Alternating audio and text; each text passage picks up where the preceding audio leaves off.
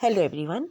Index number 2 कर रहे थे, तो इसमें आज नेक्स्ट टॉपिक करते हैं सप्लाइसिंग ऑफ इंडेक्स नंबर।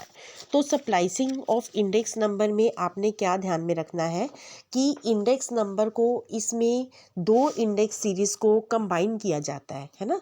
तो सप्लाइसिंग क्या है? सप्लाइसिंग एक ऐसा प्रोसेस में जिसमें हम नई series of index number, new series of index number को old series of index number के साथ टाई करते हैं, कंबाइन करते हैं, ठीक है। So this is known as splicing. तो कई बार क्या होता है कि बेस ईयर में कुछ प्रॉब्लम आने की वजह से या तो बेस ईयर बहुत पुराना होता है या उसका हमारे पास प्रॉपर रिकॉर्ड अवेलेबल नहीं होता, तो इन बिटवीन द ईयर्स हमें उस सीरीज़ को ख़त्म करना पड़ता है और नए बेस ईयर को चूज़ करना पड़ता है। तो उस केस में दो सीरीज़ को कंबाइन करने के लिए हम सप्लाइसिंग को यूज़ करते हैं। तो अगर आपने न्यू इंडेक्स सीरीज़ को ओल्ड इंडेक्स सीरीज़ में कन्वर्ट करना है या सप्लाइज करना है, तो उस सीरीज में हमने क्या फॉर्मूला यूज़ करना है?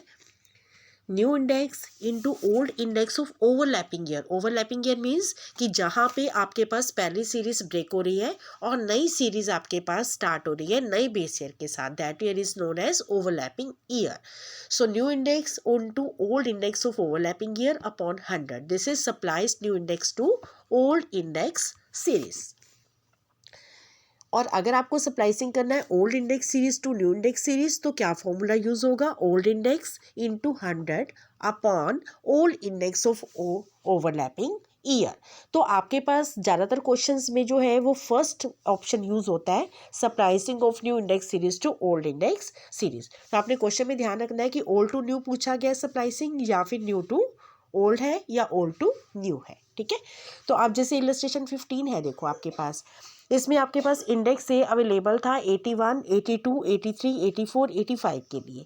इंडेक्स भी अवेलेबल है 85 से स्टार्ट हो गया 90 तक, तो ओवरलैपिंग ईयर इसमें 85 है, ठीक है। यहाँ पे ये सीरीज पहले वाली ब्रेक हो जाएगी और नई सीरीज का इंडेक्स स्टार्ट हो रहा है 9085, ठीक है। तो अब इसमें जो सप्लाइज इंडेक्स है वो स्टार्टिंग ईयर के लिए तो सेम रहेगा जो आपके पास इंडेक्स दिया हुआ है 100, 110, 120, 125। 85 में आपके पास क्या फॉर्मूला देखो यहाँ पे यूज़ होगा, आपने सप्लाइज करना है। न्यू इंडेक्स कितना है देखो इसमें 100, नई सीरीज 100 हो गई ना, है ना। तो नई सीरीज के अकॉर्डिंग पहला इंडेक्स कितना हो गया 100, और ओल्ड इंडेक्स कितना है ओवरलैपिंग ईयर का 85 का 150 अपॉन 100, इट विल बी 150।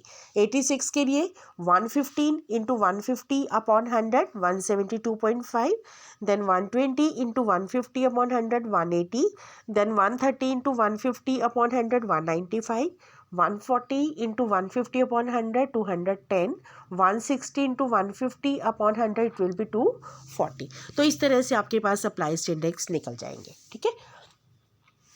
अब देखो जो आपके पास नेक्स्ट क्वेश्चन दे रखा है इलस्ट्रेशन 16, है ना। अब इलस्ट्रेशन 16 में देखो जो आपके पास इंफॉर्मेशन है उसमें 81 से स्टार्ट हुआ 90 तक, ठीक है।